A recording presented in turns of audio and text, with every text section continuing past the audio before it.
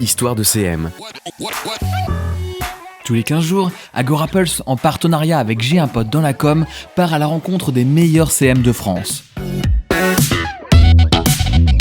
Je suis Ambroise et aujourd'hui je reçois Alexane Saïd, brand marketing et social media manager pour la marque YouSign.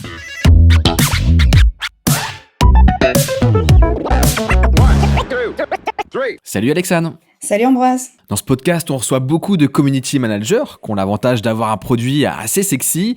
As-tu l'impression de devoir être plus créative pour créer et animer une communauté autour de la signature électronique ? Alors moi je pense que maintenant, beaucoup de compagnies B2B avec un produit assez tech, ils réussissent quand même le pari, tu vois, d'avoir une communauté engagée sur les réseaux sociaux. Donc je pense pas que ce soit le produit en lui-même qui soit un frein à la créativité. Et la signature électronique, tu vois, c'est un outil quand même dont tout le monde a besoin. Donc ça peut être sexy si on le vend bien. Et il y a pas mal de choses assez sympas sur nos produits qu'on peut partager sur les réseaux. Donc pour le contenu, je fais pas mal de choses éducatives, mais aussi des trucs fun, comme des mèmes, des posts un peu décalés. Donc ouais, on peut être créatif, mais je pense aussi que on peut tout bien amener au final si on connaît bien le produit et la communauté. Ouais, c'est intéressant ce que tu dis parce que c'est vrai que la signature électronique, on imagine ça comme quelque chose qui l'est d'ailleurs, immatériel, qui peut être plus difficile à mettre en avant.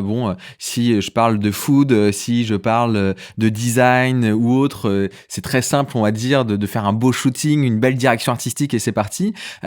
Comment toi tu décrirais la ligne éditoriale, le fil conducteur des contenus justement produits par YouSign ? Bah alors, on poste vraiment en général en fonction des campagnes marketing qu'on a en cours. Donc en fonction, ça a vraiment changé. Tu vois, récemment, on a eu 10 000 clients. Donc il y a vraiment une campagne autour de ça, où on a fait des vidéos sur nos clients, sur tous nos collaborateurs, etc. Mais évidemment, on a quand même toujours un fil conducteur et des posts un peu récurrents, donc relatifs à nos articles de blog, nouveautés produits et les événements auxquels on participe. Donc ça va changer en fonction de ça. Mais on essaie de rester en général éducatif un peu, faire des posts éducatifs, mais aussi fun. Vous visez les TPE et les PME. Comment t'assures-tu que vous parlez le même langage ? Tout à l'heure, tu parlais de mèmes, de gifs. C'est vrai que c'est très culture web, culture start-up. Est-ce que cette culture-là, elle est toujours compatible avec une économie des fois très traditionnelle ? C'est vrai, on a un large éventail de clients différents. Donc, tu vois, ça peut aller des compagnies d'assurance aux agences IMO, même des éditeurs de logiciels. Donc, c'est assez difficile de réussir à parler à tous ces secteurs en même temps. Mais je crois qu'on y arrive assez bien, surtout qu'on a créé des customer stories, donc tu vois, des histoires clients écrites et en vidéo, et dans lesquelles on laisse la parole à plein de nos clients.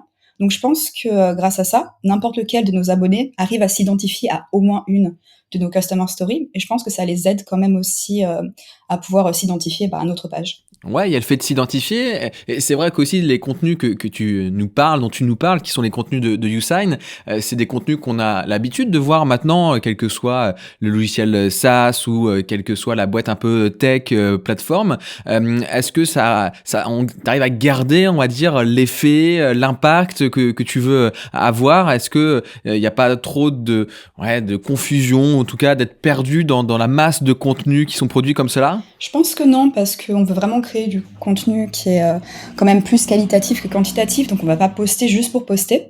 Ça peut arriver que des fois on poste une fois par jour sur LinkedIn et des fois juste 2 fois par semaine.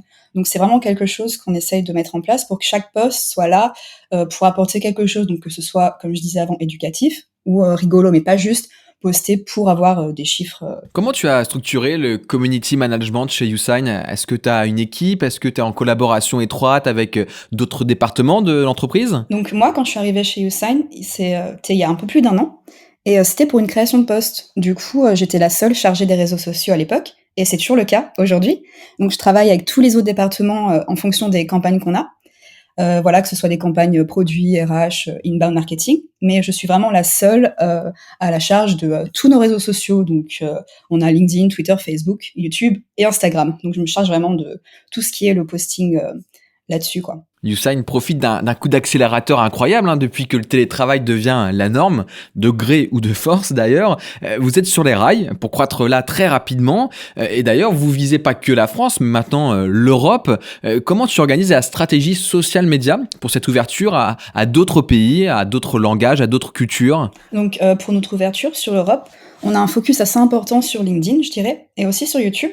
Donc pour LinkedIn, par exemple, on poste en français, en anglais, en italien et en allemand sur notre page.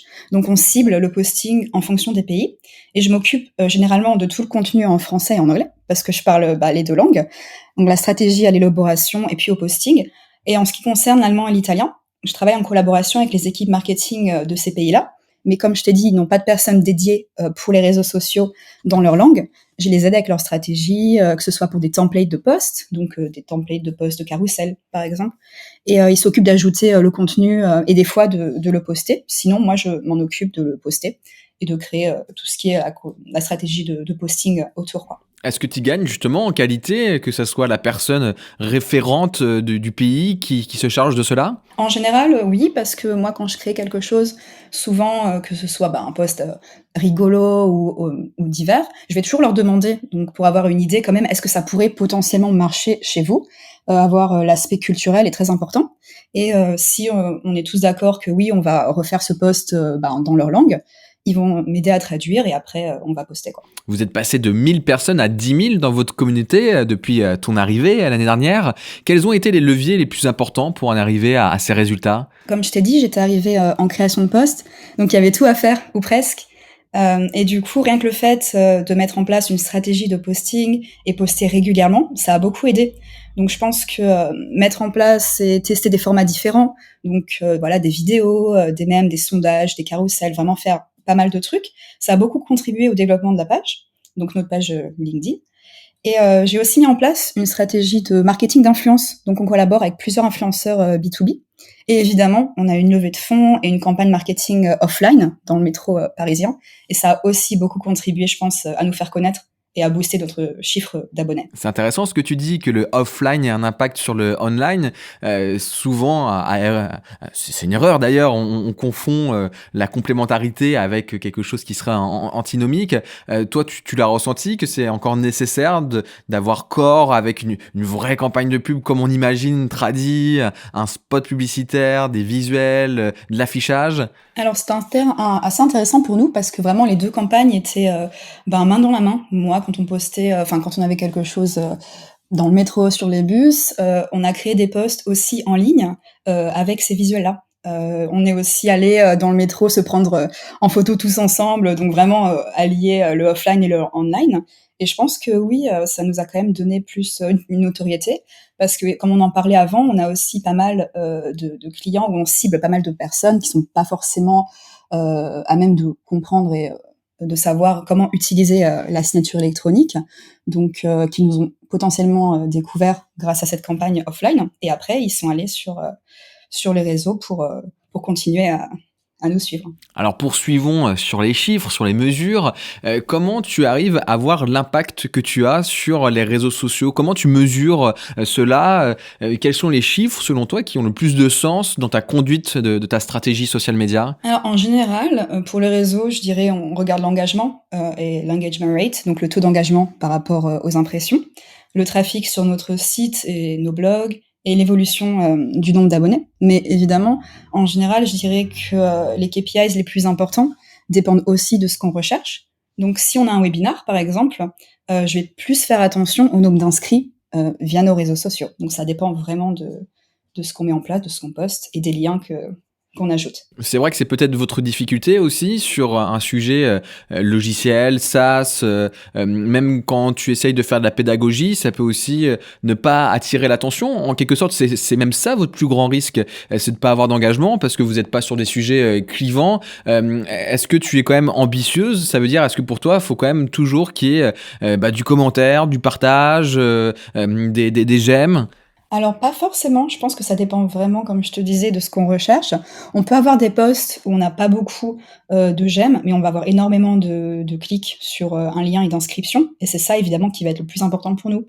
Donc au final, évidemment, si on va poster un mème et qui va avoir plus de 200 likes, c'est sympa, ça engage beaucoup, mais derrière, il n'y a pas de besoin d'envoyer l'abonné quelque part sur une autre page. Donc, je pense que ça dépend vraiment de réussir à allier la brand, donc brand awareness, etc., avec vraiment ce qu'on recherche niveau acquisition. Peut-on parler des réseaux sociaux comme un levier d'acquisition important chez YouSign ? Je pense que oui, totalement. Donc, on met des UTM, donc pour suivre et traquer ce qui vient des différents réseaux. Et en ce qui concerne le nombre d'inscrits pour nos webinars, les lecteurs du blog, ou même le nombre de candidats qui postulent à nos offres, on s'aperçoit qu'il y a beaucoup de ces personnes qui viennent des réseaux. Ça peut que donner envie de continuer quand on a ce genre de retour. Alors là, on a pas mal parlé business, mais il y a aussi le recrutement. Vous êtes 180, si je me trompe pas, et chaque mois, ce sont des dizaines de nouvelles recrues que vous avez, typique de l'hyper-croissance, comme on disait tout à l'heure. As-tu une stratégie de marque employeur ? Alors ouais, le recrutement, c'est un de nos axes principaux cette année. Donc on a triplé nos effectifs depuis que je suis arrivée il y a 1 an, donc c'est quand même assez fou. Et on continue de recruter, les réseaux, c'est quand même un levier important pour réussir à attirer les meilleurs talents. Et tu vois, que ce soit sur LinkedIn, Twitter ou Facebook, on poste toujours nos recrutements, nos valeurs, ce qu'on fait pour améliorer le quotidien de tous nos collaborateurs.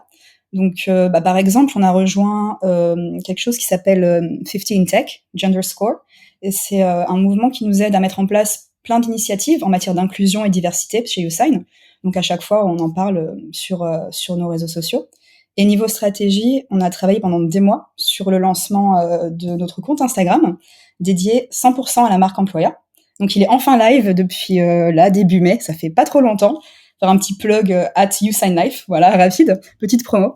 Et c'est un compte qui sert à parler de nos valeurs, notre culture, nos offres d'emploi, ce qu'on fait tous les jours, etc. Donc c'est vraiment un truc très très important pour nous. Important pour vous, et je suppose que vous voulez que ça soit important aussi pour les candidats, pour les talents qui pourraient rejoindre votre entreprise. Est-ce que toi, au final, tu te dis, c'est sûr, aujourd'hui, un candidat passe forcément par ces éléments de réassurance, d'aller voir votre Insta, d'aller voir un peu comment ça se passe dans la boîte. C'est vrai que les startups, elles aiment bien jouer cette carte de la boîte cool, un peu le cliché du baby-foot. Mais comment arriver à véritablement se différencier au final ? Alors, tu vois, c'est marrant, je vais te raconter une anecdote. Donc moi, quand j'ai postulé chez YouSign, c'est principalement car il n'y avait pas d'avis négatif de la part des collaborateurs, donc des employés. Et avant de postuler quelque part, en général, je regarde toujours Glassdoor, Balance ta startup, etc. pour être sûr de faire le bon choix. Et j'étais contente de voir à quel point YouSign était bien noté. Et moi, je pense que c'est pour ça aussi qu'on se différencie sur le sujet, car tous nos YouSigners, ils sont super actifs sur les réseaux sociaux. Donc, tu vois, toujours prêts à créer de l'engagement, à liker nos posts, à relayer, etc. Car ils aiment leur boîte et ce qu'ils font. Et je pense que ça se ressent. Donc, on a évidemment une stratégie pour notre marque employeur, comme je t'en ai parlé avant. Mais la meilleure promo niveau recrutement, c'est quand même de voir les employés heureux où ils sont. Et c'est le cas chez YouSign. On a des questions un peu rituelles sur ce podcast, alors je ne me prive pas de te les poser. Pour toi, le community manager dans 10 ans, c'est quoi ? Alors ça, c'est une question, je pense que personne vraiment peut savoir, mais ça sera certainement à peu près la même chose, mais sur d'autres réseaux sociaux qui existent pas encore. Donc c'est un milieu en constante évolution. Et ça reste un grand point d'interrogation, mais c'est pour ça que c'est intéressant, parce que ça évolue tout le temps. Je te sais aussi créatrice de contenu en perso autour de la thématique du voyage. Alors ma question sera ouverte sur les deux aspects, à la fois les marques peut-être que tu connais parce qu'elles font partie de ton scope au sein de YouSign, mais aussi vis-à-vis de ta passion du voyage. Quelle marque aujourd'hui t'inspire sur les réseaux sociaux, marque ou influenceur ? Alors pour marque, pour ce que je fais chez YouSign, je dirais principalement peut-être Swile et aussi SEMrush. Moi, j'avais travaillé chez SEMrush en tant que social media manager il y a quelques années, et j'aime toujours beaucoup ce qu'ils font et on continue à faire sur les réseaux sociaux. Donc c'est un peu comme Swile, décalé et fun, mais aussi éducatif, donc c'est assez cool. Sur Twitter, j'aime bien Netflix et Innocent, la marque de jus de fruits. Ils sont assez drôles. Et TikTok, Duolingo et Ryanair, franchement, c'est très marrant, quoi. Merci Alexandre d'avoir passé ce moment avec nous. C'était très cool que tu puisses nous faire tous ces retours d'expérience. On te souhaite plein de bonnes choses encore, et à mon avis, il va encore y en avoir des bonnes choses vu comment se porte YouSign. Et puis on se dit à très vite. Merci beaucoup, c'était un plaisir de participer à ce podcast. Pour poursuivi l'écoute d'Histoire de CM, le podcast d'Agora Pulse, en partenariat avec J'ai un pote dans la com, et découvrez la voix des meilleurs community managers de France. Si ce podcast vous a plu, n'hésitez pas à le commenter, à en parler autour de vous et à nous le faire savoir sur Facebook, Instagram, Twitter, Discord et vos applis de podcast préférés. À bientôt pour un nouvel épisode d'Histoire de CM.